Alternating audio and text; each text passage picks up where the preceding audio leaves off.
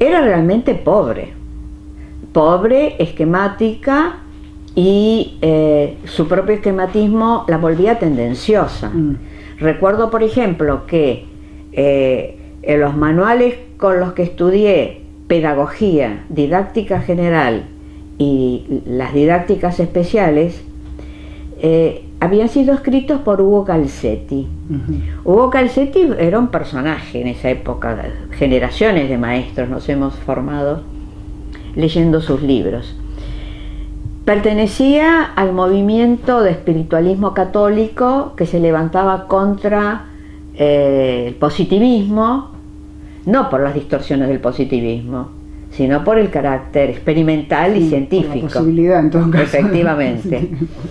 En realidad, su pensamiento oscilaba entre Santo Tomás y García Oz, el pedagogo español perteneciente al Opus Dei, etcétera, etcétera. Y el núcleo de la propuesta de Calzetti, no explícita, pero sí implícita, era que lo que debía lograr la escuela primaria en ese momento era oponerse a las tendencias liberales, así las denominaba él, del movimiento de la escuela nueva o de la escuela activa. Bueno, y ahí entonces empecé a recorrer, a buscar ya desde las portadas, desde la sinopsis, desde la biografía. Digo, no, yo no voy a leer a los pedagogos de derecha, yo voy a leer, bueno, ahí conocí a Vallon antes que a Piaget, por ejemplo. Henri Vallon, qué lindo, sí. Importantísimo, por alguna razón tan silenciado, ¿no? Y por otra parte buscaba materiales que me sirvieran para organizar mis clases. Y ahí hice dos descubrimientos. Uno es este libro de Robert Dotrans, en la enseñanza individualizada, que me resultó sumamente útil para organizar el trabajo. Les cuento algo de Dotrans porque me parece que es interesante saberlo. Ese libro lo publicó la editorial Capeluza en 1949. Sí, acá veo. Dotrans era profesor en el Instituto de Ciencias de la Educación de Ginebra. Este instituto había sido fundado en 1912 por el pedagogo Eduardo Claparet. Esto es escuela nueva, silenciada, distorsionada. Lo interesante de este instituto, que se llamaba Jean-Jacques Rousseau, es que Claparet lo funda con el propósito de formar allí a los futuros docentes. Durante 2 años cursaban materias en el instituto. Al mismo tiempo, este instituto tenía una serie de escuelas públicas asociadas donde los profesores del instituto tenían que poner a prueba las propuestas pedagógico-didácticas que desarrollaban con los futuros docentes. Claro. Realmente era investigación experimental. Claro. Qué buen sistema. Dotrans lo que aporta es su propuesta de una enseñanza individualizada. ¿Qué quería decir esto de enseñanza individualizada? Él proponía que una vez presentado un tema, en lugar de dar una ejercitación única para todos los alumnos, el maestro preparara una serie de ejercicios, de actividades en tarjetas individuales, tratando de graduar el monto de dificultad para que en el mismo momento todos los alumnos trabajaran sobre un tema, pero trabajaran haciendo distintas actividades referentes al tema. Sí, acá está Las fichas lo llama. Las fichas. Empleamos fichas de cartulina Bristol ligera, blanca o de color, tamaño 13,5 por 10,5 de suficiente rigidez. Las fichas van casi siempre ilustradas, que acá retoma eso que vos marcabas antes de la enseñanza a través de lo visual. Imágenes de objetos o de animales recortadas de revistas, formas diversas compuestas con las figuritas engomadas empleadas en las escuelas infantiles, dibujos y croquis a lápiz y pluma. Estas ilustraciones gustan mucho a los niños. Bueno, etcétera. Pero que esto es también lo que vemos en la pedagogía de Iglesias, ¿no es cierto? Claro, claro. Y estaban hermanados, se conocían y se compartían. Además, esto de variar los ejercicios, era impresionante el efecto que lograba. Bueno, eso lo voy a explicar luego. Pero, por ejemplo, en la introducción de este libro, ojo, cuando él escribe este libro, venía probando la propuesta en una escuela pública con los maestros y a su vez con los futuros maestros. Sí, esto es lo que explica acá en este primer capítulo. Así es. Viendo así un poco rápido, pero vi eso, exactamente lo que acabas de comentar. Y él dice en la introducción que con este modo de trabajar no se pretendía dotar al nuevo maestro, al maestro, de un saber enciclopédico sobre la educación y la enseñanza. Miren qué interesante lo que dice, sino de formar observadores sagaces. Sí. Había la insistencia en observar al niño y en reconocerlo como el eje de la tarea de enseñanza. Fue lo que Claparet, al que acabo de nombrar, llamó en su momento la revolución copernicana en educación. Sí. Ahora el centro tenía que ser el niño.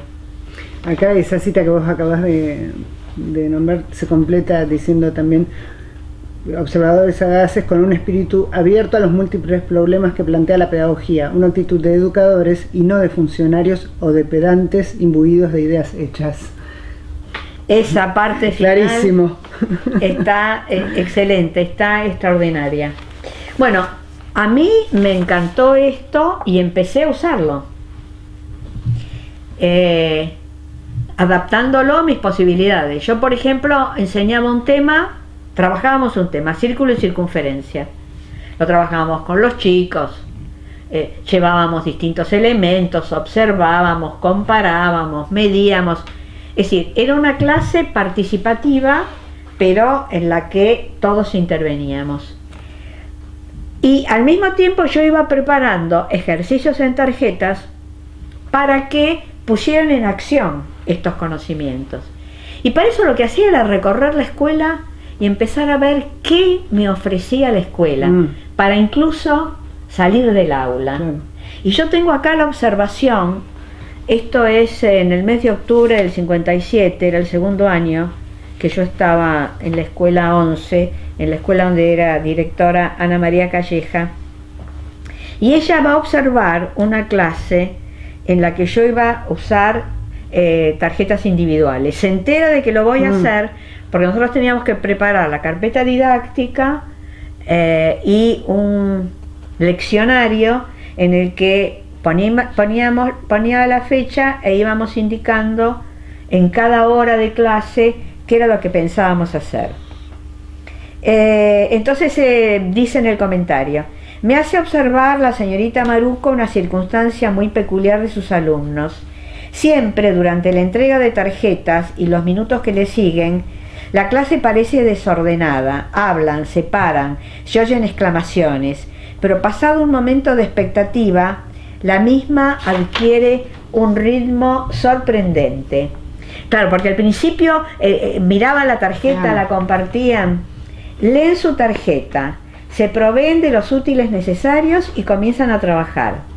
Unos se dirigen al escritorio, porque yo, por ejemplo, le decía, buscá, medí el perímetro, la longitud de la base del vaso que está sobre mi escritorio. Entonces, había cosas en el escritorio, había que ir a buscar y hacer, medir y averiguar. Unos se dirigen al escritorio, otros al armario, en el libro tal, busca en la página tal, vas a encontrar un gráfico de pastel sobre tal cuestión, averiguar cuánto mide tal cosa.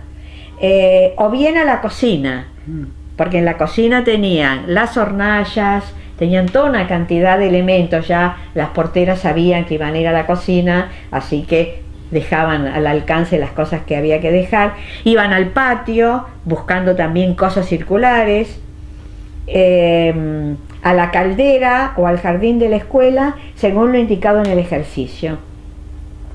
Y entonces ella sigue, porque se quedó durante toda la clase y los ve cuando vuelven, y cuando volvían venían con su ejercicio, y como yo no tenía tiempo de observar a todos, en algunos casos, algunos de esos ejercicios que ya tenía la respuesta hecha por mí, ellos buscaban otra tarjeta donde estaban todas las respuestas y cotejaban, comparaban.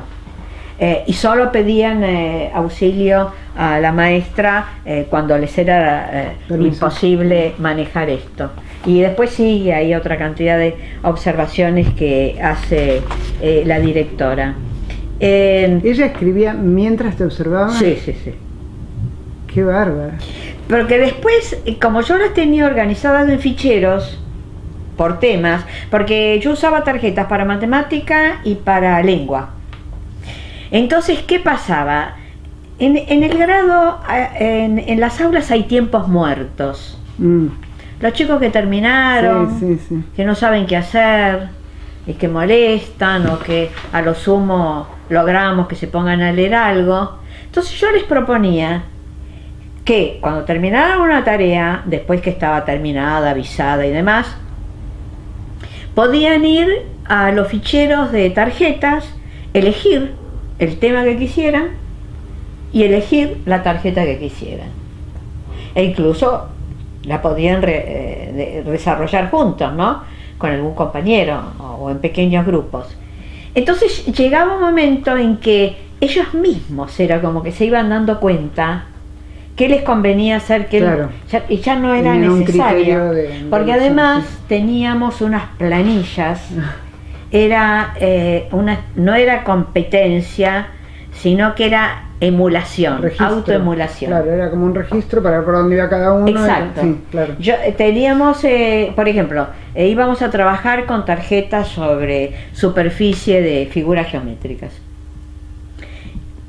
Yo tenía hecha la planilla de doble entrada, que estaban los números de las tarjetas, la lista de los chicos, y ahí ellos iban marcando con una cruz las que habían resuelto y las que habían resuelto bien.